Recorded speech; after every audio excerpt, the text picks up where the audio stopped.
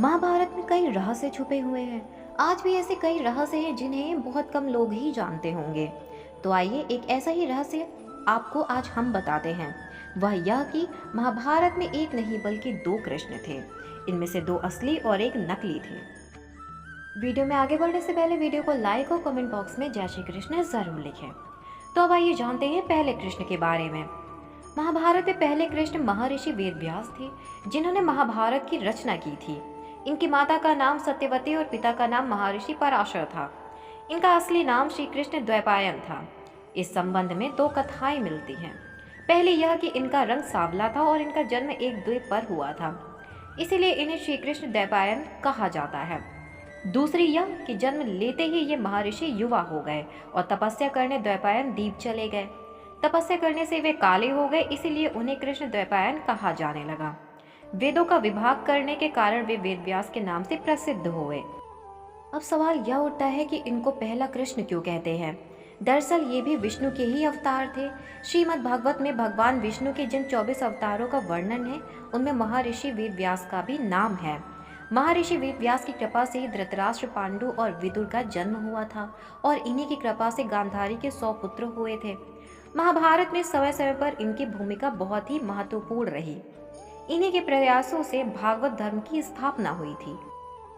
महर्षि वेदव्यास ने संजय को दिव्य दृष्टि प्रदान की थी, जिससे संजय ने धृतराष्ट्र को पूरे युद्ध का वर्णन महल में ही सुनाया था। महर्षि वेदव्यास ने अश्वत्थामा को अपना ब्रह्मास्त्र वापस लेने को कहा था और उन्होंने ही श्री कृष्ण द्वारा अश्वत्थामा को शाप देने का अनुमोदन किया था।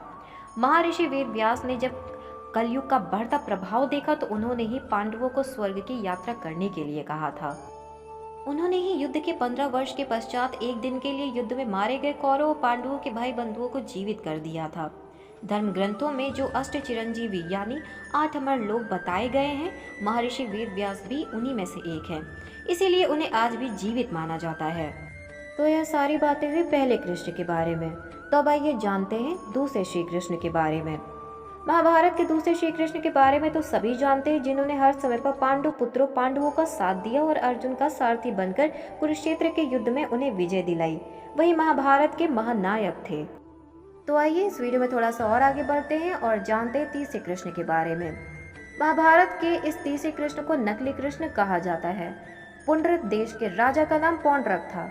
चेदी देश में यह पुरुषोत्तम नाम से सुविख्यात था। इसके पिता का नाम वासुदेव था, इसीलिए वह खुद को वासुदेव कहता था। यह द्रौपदी स्वयंवर में उपस्थित था। कौशिकी नदी के तट पर किरात, वंग एवं पुंड्र देशों पर इसका स्वामित्व था। यह मूर्ख एवं अविचारी था। पौंड्रक को उसके मूर्ख और चापलूस मित्रों ने यह बताया कि असल में वही परमात्मा वासुदेव और वही विष्णु का अवतार है। मथुरा का राजा कृष्ण नहीं, कृष्ण तो ग्वाला है। बस यह बात उसके दिमाग में बैठ गई थी और उसने भी श्री कृष्ण की तरह अपना रंग और रूप बना लिया था। राजा पौंड्रक नकली चक्र, शंख, तलवार, मोर मुकुट, कौस्तुभ, मणि, पीले वस्त्र पहनकर खुद को कृष्ण कहता था। एक दिन उसने भगवान कृष्ण को यह संदेश भेजा कि पृथ्वी के समस्त लोगों पर अनुग्रह कर उनका उद्धार करने के लिए मैंने वासुदेव नाम से अवतार लिया है। भगवान वासुदेव का नाम एवं वेश धारण करने का अधिकार केवल मेरा है। इन चिन्हों पर तेरा कोई भी अधिकार नहीं है।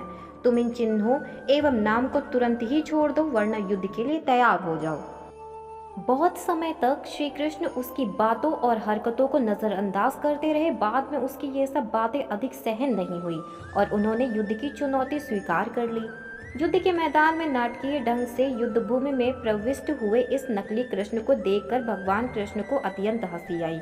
इसके बाद युद्ध हुआ और पौंड्रक का वध कर श्री कृष्ण पुनः द्वारिका चले गए।